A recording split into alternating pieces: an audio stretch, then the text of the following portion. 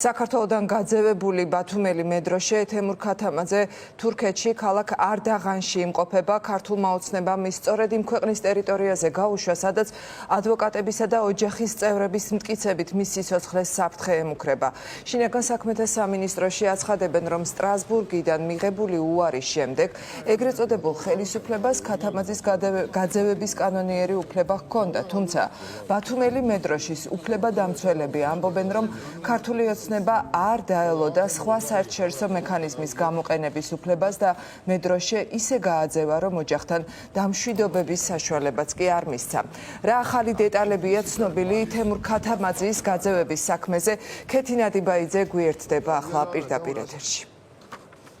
თამარ, შეიძლება ითქვას, რომ სიახლე შესაბამისი სახელმწიფო უწყებების მხრიდან ამ დრომდე არ არის. ბოლო განცხადება საზოგადოებამ მოისმინა ალექსანდრე დარახველიძის, რომელიც განმარტავს, რომ სასამართლოს გადაწყვეტილების საფუძველზე კანონის ფარგლებში იმოქმედა ძალოვანმა უწყებამ და მას შემდეგ რაც ნებით არ დატოვა საქართველოს თემურ ქათამაძე მის იძულებით გააძევეს და ის უკვე იმყოფება თურქეთში. ჯერჯერობით ოჯახის წევრებს ადვოკატს უშუალოდ პატიმართან კომუნიკაციის შესაძლებლობა არ ჰქონია, რადგან ეს გაძევება იყო მოულოდნელი და საქმის კურსში არ იყვნენ ჩაყენებული არც ოჯახის წევრები და არც ადვოკატი. თურქეთში მყოფი თემურ ქათამაძის ჯანმრთელობის მდგომარეობა, მისი პატიმრობის პირობები ჯერჯერობით არის უცნობი, რაც დანამდვილებით ვიცით ადვოკატის და ოჯახის წევრების მხრიდან არის ის, რომ ის დაპატიმრებულია თურქის სამართალდამცველების მხრიდან და უკვე იმ საქმესთან დაკავშირებით, რომელიც მის წინააღმდეგ არის აღძრული, მისი გამოკითხვაც იგეგმება, ან შესაძლოა ეს გამოკითხვა უკვე ჩატარდა. ქართველი ოპოზიციონერი პოლიტიკოსები ეხმაურებიან თემურ ქათამაძის საქმეს, რომლებიც მისი საქართველოში დაპატიმრების პირველივე დღიდან მას პოლიტიკურ პატიმრად მიიჩნევენ და ახლა, როდესაც ქართულმა მხარემ უკვე მისი იძულებით გაძევების გადაწყვეტილება მიიღო, ეს გადაწყვეტილებაც მიაჩნიათ მათ პოლიტიკურად მოტივირებულად, რადგან ფიქრობენ, რომ არა თემურ ქათამაძის აქტიურობა, ანტისამთავრობო აქციებში მონაწილეობა სახელმწიფო უწყებების შესაძლოა მისით საერთოდაც არ დაინტერესებულიყვნენ, რადგან წლებია ეს პიროვნება საქართველოში ცხოვრობს, საქართველოს მოქალაქეობის გარეშე და ამ სტატუსის მოპოვებას ცდილობდა.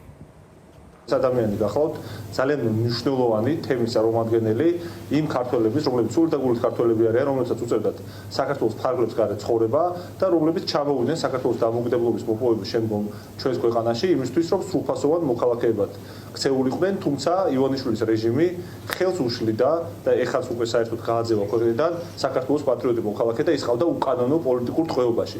ძალიან ნიშანდობლივია, რომ მაშინ, როდესაც გვაქვს 10,000-ობით შემთხვევა, როდესაც სრულად გაუგებრა არის გაცემული საქართველოს მოქალაქეობა უცხო ქვეყნის წარმომადგენლებზე, ამ დროს ნამდვილად სულით და გულით ქართველი ადამიანი, რომელიც 9 აპრილის შემდგომ თავისი ფეხით ჩამოვიდა საქართველოში რუს ოკუპანტთან საბრძოლოდ, თემურ ქათამაძე იქნა გაძევებული ქვეყნიდან. ერთადერთი ახსნა აქვს ამას.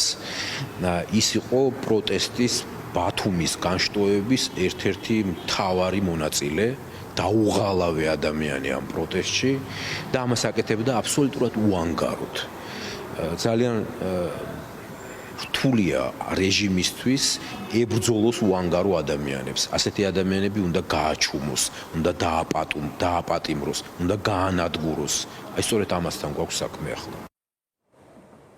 სალომე ზურაბიშვილი ეხმაურება თემურ ქათამაძის საქმეს. Facebook პოსტში წერს, რომ ეს ქვეყანა კონსტიტუციისა და სახელმწიფოებრივ ჩარჩოებს საერთოდ ჩამოშორდა და სხვა კატეგორიაში გადავიდა. რა დავარქვათ მას? ეს საკითხი კი ღია არის.